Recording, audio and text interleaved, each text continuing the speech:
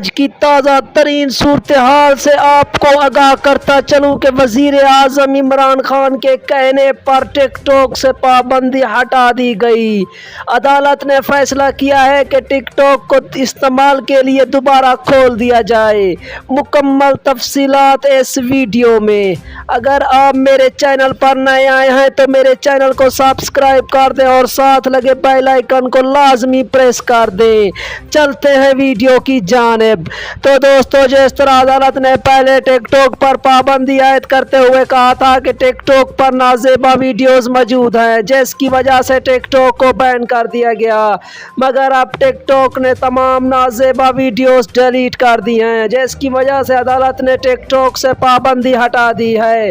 تمام ٹک ٹاکرز میں خوشی کی لہر دوڑ گئی اور تمام ٹک ٹاکرز خوش نظر آ رہے ہیں۔